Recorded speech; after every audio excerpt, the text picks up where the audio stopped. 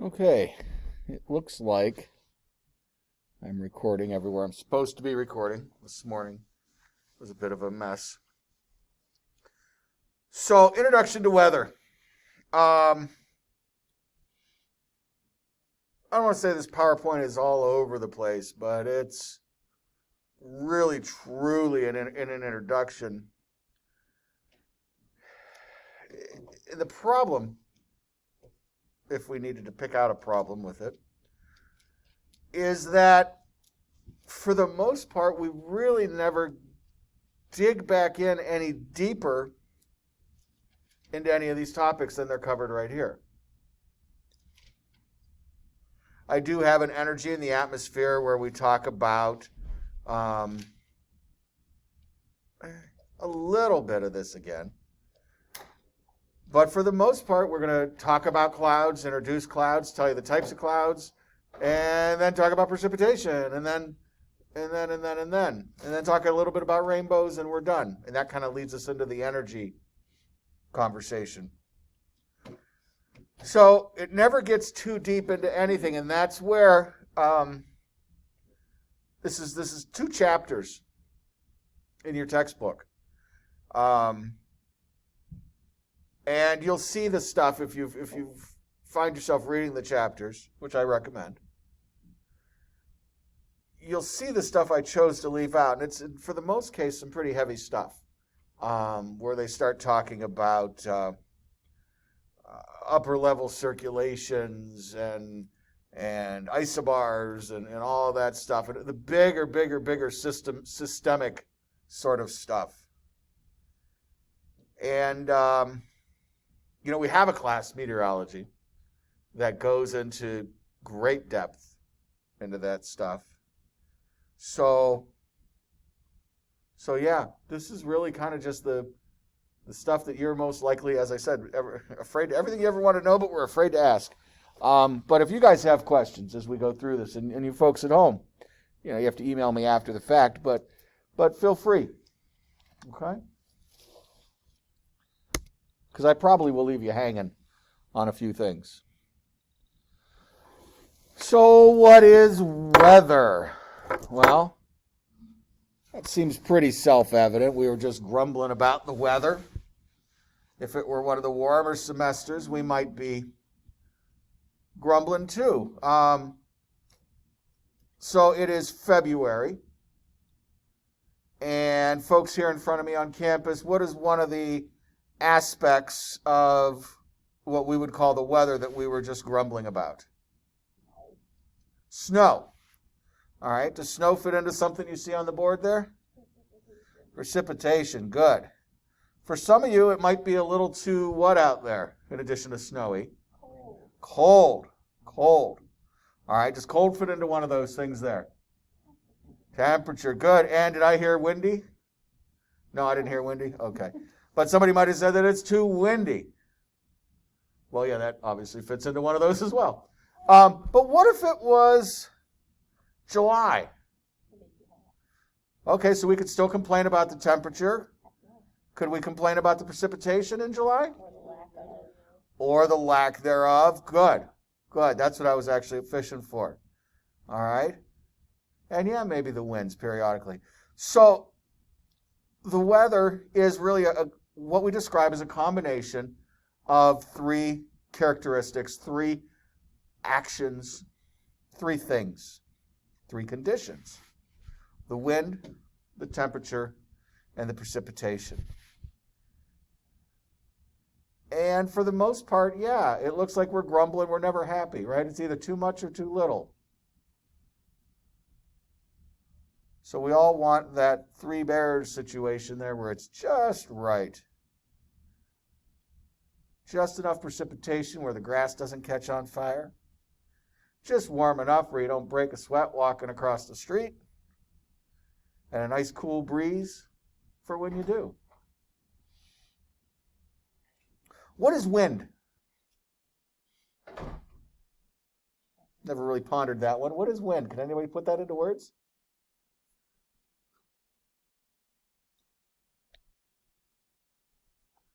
No? A motion of what? What's moving? Air. Good.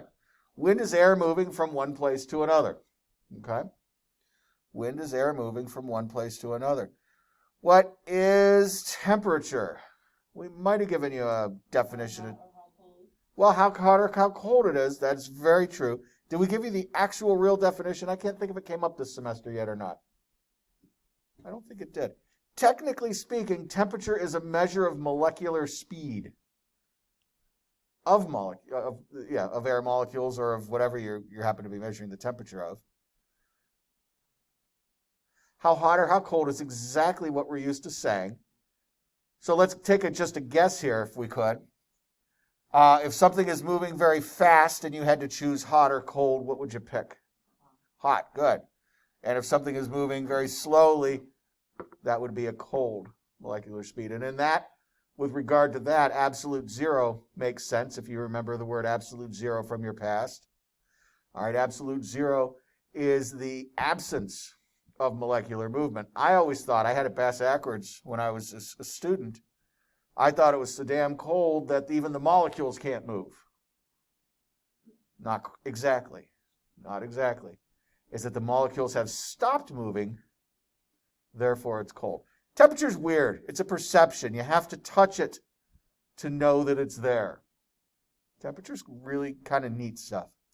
Okay, so wind, temperature, precipitation. What's precipitation? Water in one of its various forms. Anything other than water?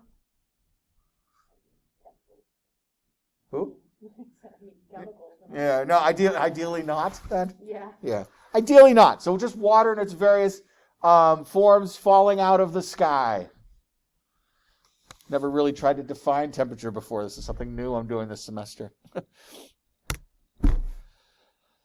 Okay, so that's weather. It's the looking outside and roughly measuring all three of those things real quick and saying that's that. Well, then what the heck is climate? Climate is the same thing, but on a much larger period of time. I have a number here that says approximately 30 years. I'm guessing I pulled that out of the textbook at one point. I don't think I would have come up with that number. So weather is day to day. Weather could even be, I remember last year. But if you start to talk about weather patterns over decades, then you're starting to get into climate. When I was a kid, we always had snow every day. Not nowadays, kind of stuff. Then you could start using the word, maybe the climate is changing. So,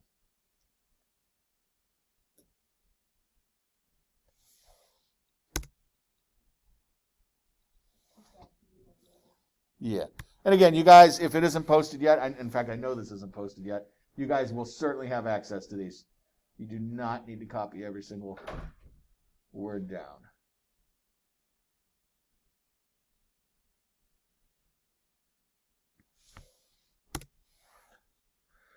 So why does the weather change? Boy, I wish I could get rid of this toolbar. This is yet another helpful thing they did when they updated.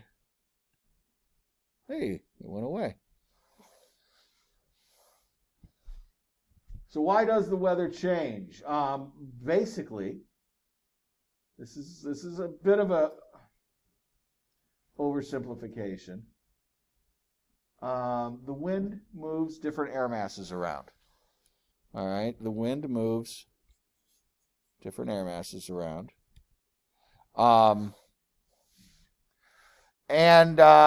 Sometimes those air masses have moisture in them, sometimes they don't. Some air masses are different temperatures than others. And in fact, if they didn't have differences in them, they probably wouldn't be moving, in all honesty.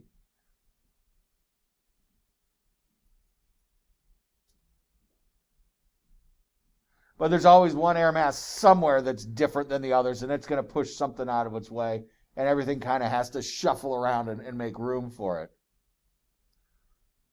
So whether or not your air mass in particular has changed doesn't always figure into the deal.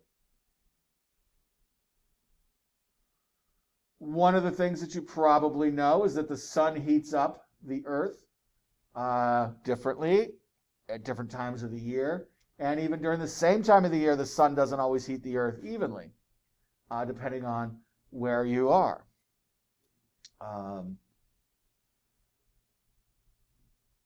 As you go closer to the equator, the Earth tends to be warmer. As you go further towards the poles, the Earth tends to be cooler.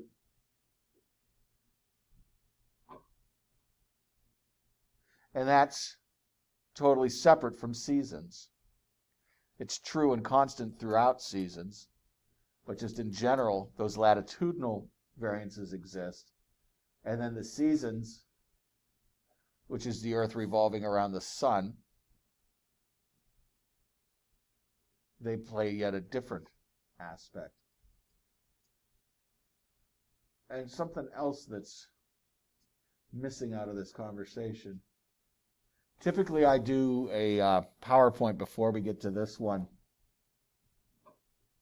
And I skipped it this year because so many of the topics come up later in our regular conversation.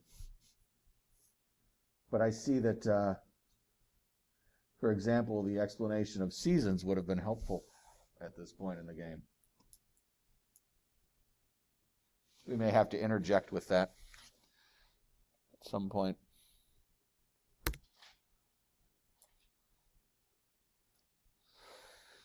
So I already asked you guys, just off the cuff, what is air?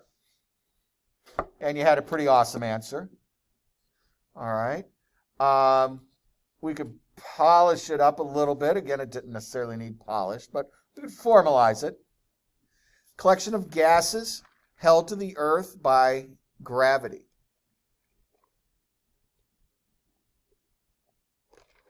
The Earth's gravity is definitely what holds the atmosphere into place.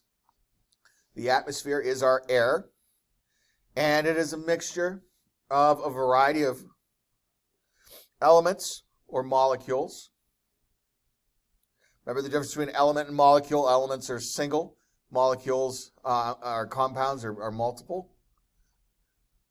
The first two, and the only two that you guys need to worry about, in order, top two ingredients in our air are as follows: nitrogen and then oxygen. Lots of folks surprised to find out oxygen is not number one.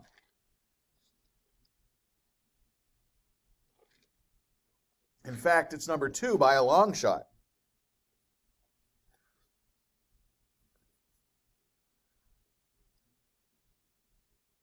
But that 21% is oh so important.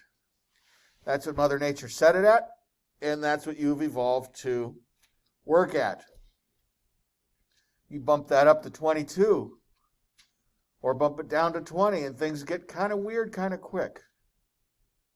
So, even if it's not as high as you would have expected, it's just right.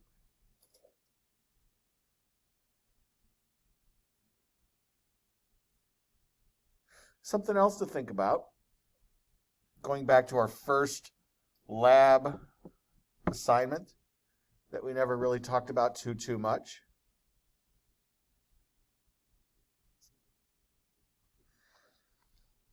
Air pressure. These elements are matter, right? Even though it's just an atom here or an atom there, they are matter. And as such, they have mass. All mass has matter. Mass is a sum. Remember the circular definitions there, right?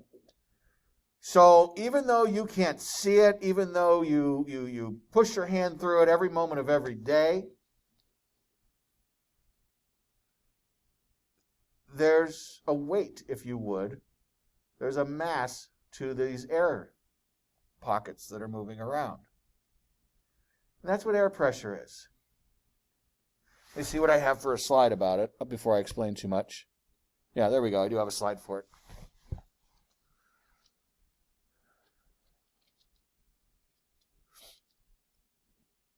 With this, think of, you know those, I used to see them at Spencer's all the time. I don't know where they sell them now, if they even still sell them. These little black boxes that have 100 pins hanging down in them. And you would stick your hand or your face or whatever against it, and it kind of leaves that profile of whatever. Most people would just leave their middle finger and put it back on the shelf. Well, imagine that hanging down like it was a car wash swoosher thing over you, and you're walking through it. Those little pins would go up and down, okay? That's what's happening as you walk through anywhere, the parking lot, a room. Air is everywhere. So that measure of that pin from the top of your head upwards to the top of the atmosphere, that has a mass. And that is air pressure.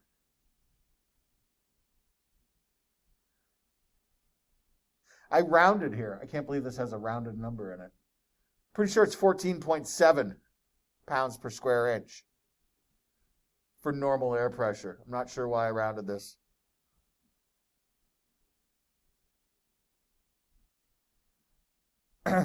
You never hear that on the news, though. You might hear pressure is rising, pressure is dropping, but they're going to tell you 29 inches of mercury. And this is a really funky device, this barometer. All right, barometric pressure. And basically, you've got a U-shaped tube full of mercury. They can make them out of water and a handful of other ones. They really like the mercury ones, even though mercury's not so swell anymore. I think they've adjusted to using an alcohol one. And the air pushes in one side of the tube. It's open. The air pushes in on one side of the tube, and it raises on the other side where it's marked off, measured, how high. It pushes that mercury up the other side, 29.92 inches at normal, we'll call it sea level air pressure. If air pressure changes, if it becomes higher, it becomes lower, less dense, then it will drop accordingly. You're never going to see it drop a huge, huge deal. All right? And I think so few people know that 29.92 is normal. The weatherman's never going to tell you, well, we dropped 48/100ths of an inch in mercury today. They don't explain. They just say it, again, like it means something to somebody. I think I've heard some 28s over the years. I think I might have seen a 30 once or twice. But you don't see a whole lot of variance in that.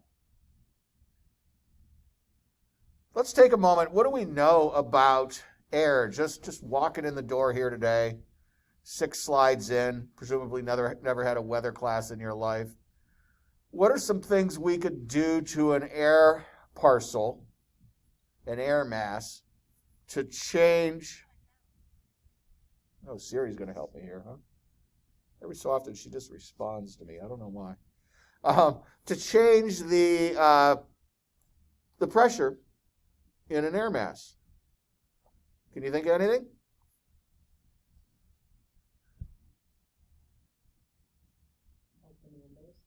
Open the windows. What would that in for the air in here then? All right. So what do you think that would do to the air in here if you open the windows? All right. And what would that do to the pressure though? Where does the thing go? Huh? Less pressure because you're letting air out of the room or you're letting air into the room? Or she said it's going to make it colder. Letting air in. So air is molecules, and in theory you're putting more molecules into this room. Is that increasing the density or decreasing the density? Increasing the density. What would that do to the pressure? Increase the pressure. If in theory we could cram more molecules into this room, we'll give you that. Right, so we're increasing the density. Let's say we close the door, or we close the door just right. We time it perfectly. So we open the door and open the window at the same time. We get a whoosh. We close that door first. We trap some extra air in here by slamming the window shut. in theory, we could say we've just crammed more air molecules in here. That should have raised the pressure because we've got more density per cubic feet of the room here. More mass per volume. Remember, I don't want to throw equations at you guys. Remember mass per volume, density? Good times that stuff was. But some of you remember it. All right, so we could put more air molecules into an air mass. Many of you could figure out that the converse is true as well then. You could, in theory, remove some air molecules. But she was going on to something there, whether you guys know it or not. What would changing the temperature do? Do you guys familiar with what happens if you heat something up or cool something off, that it does something else to it? Like with what? Expand. I'll say with regards to its size, exactly. When you heat something up, it expands. When you cool something off, it contracts. It's exactly what I was looking for. All right. So, let's say that we don't let any more air in here, but we all of a sudden make the air in here colder. What would that do to... And again, this is a made-up situation because it couldn't really work. But just working the math in here without thinking about it too much, if we decrease the temperature, we should, in theory, cause the volume of air to shrink, right? Yeah, no, I'm losing myself, so let's not go down that road. That's the problem with some of these equations. You could walk into a corner that doesn't actually exist. There's a stream equation we use in class 2, where you can just say, well, if it does this and this and this, then that'll happen. But in nature, it could never actually do that. We just painted ourselves into that theoretical corner there. All right, so won't try to wax too philosophical here, but the point is that there are a number of things you could mess with the temperature. That's still true. Temperature is very true, but the example I made up was horribly wrong. So temperature of the air parcel and certainly the amount of molecules in it are two ways to mess with the air pressure there, okay? So here's some barometers, neither of which look like what I just explained to you. But in this idea here, the air pressure, where's my mouse? The air pressure pushes down here and sends the stuff up the tube this way. So is that the same theory as warm air rising? The density? Going to the previous slide, yes. To this, no. Okay. Yeah, to the previous slide, that's totally why warm air rises, because the air parcel expands, becomes less dense than the one around it, and yes. So this on the left is probably what you're familiar with, seeing if you ever see, and even these you don't see around houses too often anymore. I always thought they were kind of cool. It more or less predicts changes in the weather. Sometimes I think they get so old and so full of dust that they never move, but I've always tried to keep one, and in fact mine is from my grandmother's house, so it's probably 50 years old. But they're neat. Again, if you have time in your life to monitor things. With the kids, my life moves way too fast. And here is the actual conversation that we were getting towards. Faster a particle moves, the further it must. Oh, this is new stuff, actually. All right, so a few things about air temperature and air density. The faster a particle moves, the further it must be from another particle. This is true on the highway with your cars. Nobody likes to do this, though. I'm sorry, I love assured clear distance, and nobody will let me keep assured clear distance on the highway. Anyhow, particles know better than we do, and they insist on keeping assured clear distance. This is why things expand. Okay, we talked about, because it got warmer. Yes, but why does it get warmer? Why does it expand because it gets warmer? They actually keep more distance between themselves. There's just a bigger repulsive force there. All right.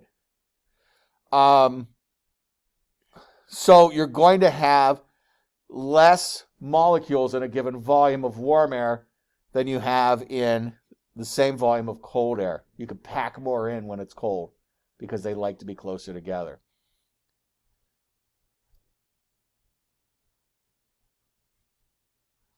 This is what I was attempting to explain with the room example here, but it went off the rails sideways. I probably could have talked my way back out of it, but you guys were already blinking at me. So.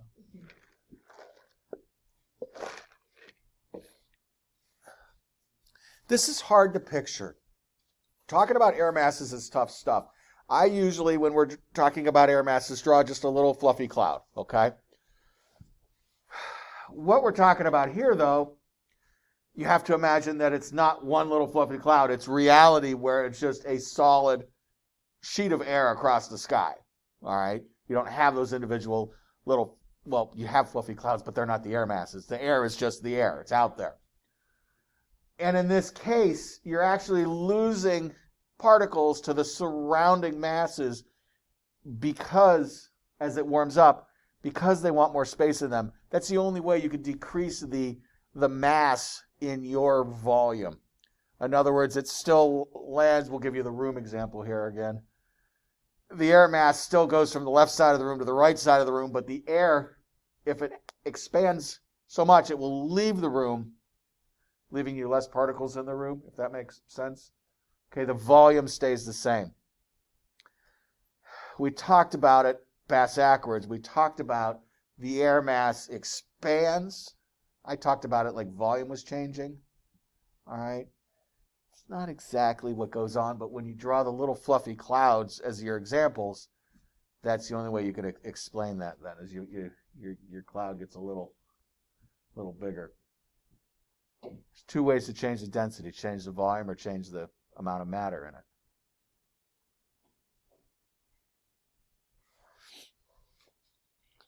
The important thing, the takeaway, is that warm is less dense than cold, okay?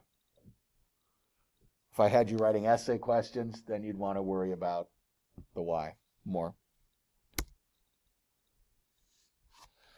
All right, you don't need a weatherman to know which way the wind blows. You just really need to know the pressure. Wind moves from high pressure to low pressure. High pressure to low pressure. How do we know that? Bear with me 1 second here. And it's, oh, it did change. I'm scary. This is totally behaving today. The people on the screen are getting the video. The people in class are getting the video. Watch. This is tricky. Whoa. What just happened there? You didn't. How did you miss that? It even made noise.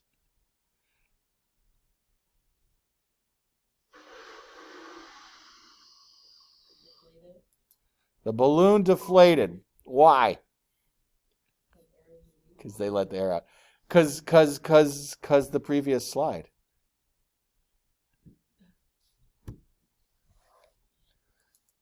The elastic, the balloon, creates that simulated high pressure. You've got the tension of the elastic that wants to return the balloon to its normal size, right? Imagine blowing up a balloon. Feel the resistance you're feeling, okay? You're overcoming that elastic nature. So once you fill it up with air and you pinch off the side of it, the end of it there, you're holding that air in against its will. The balloon really, well, against the balloon's will, that balloon really wants to squeeze back down. So you've created actually potential energy, if you want to think about it that way, okay? You've created a high energy area there. You let loose on the end, that balloon is going to squeeze it out back to room pressure, all right? So the same thing happens on a landscape scale. You're going to see areas moving from high to low pressure. Things hardly ever move the opposite direction. So again, the air came out of that balloon because the elastic, the rubber, gave it the artificial pressure there. Okay. This is one of the things that will be expanded upon in another lecture.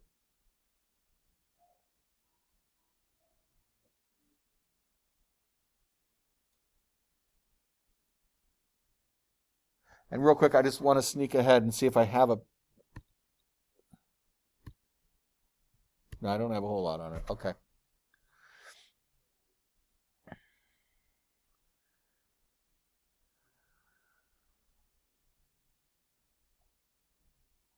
So the sun doesn't heat up the air simply by shining on it. All right, if that were true, the air closer to the sun would be warmer than the air farthest away from the sun, and that's silly. That's not a thing. The air itself gets heated up by a couple ways. Mainly, the surface of the earth gets heated up, and that radiates back into the air touching it. Those air molecules themselves then, that was radiation, by the way. So the earth radiates the heat back to the air. Those molecules themselves then can conduct the energy one to another molecule. All right. And then convection is a much larger scale process. Convection came up a moment or two back when she said warm air rises, cold air sinks. That is convection. That's the basis with which we heat and cool our houses. That is the basis with which plate tectonics works. Okay, but not in the air, of course, in the mantle. But the idea of warm things expanding and rising, cold things contracting and sinking.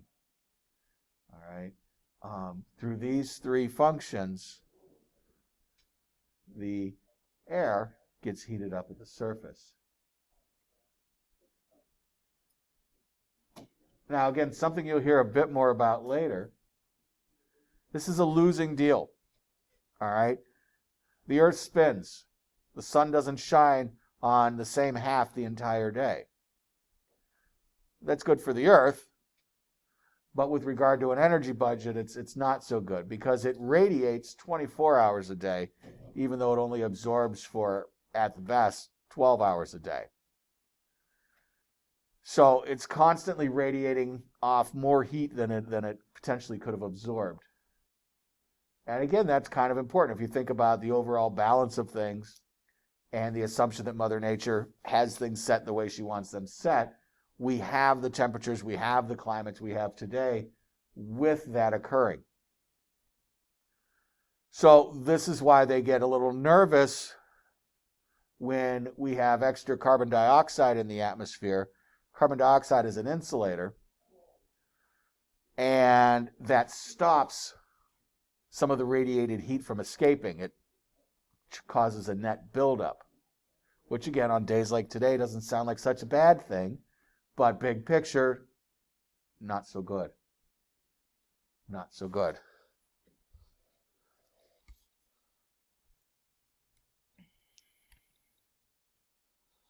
So, because I didn't know this was coming up earlier, I snuck this out to you here. We reminded you that air is little elements, gases, and that temperature is really a measure of their molecular speed. We told you that the faster they were moving, they are what we would call hot, and when they're moving slow, it's what we would call cold.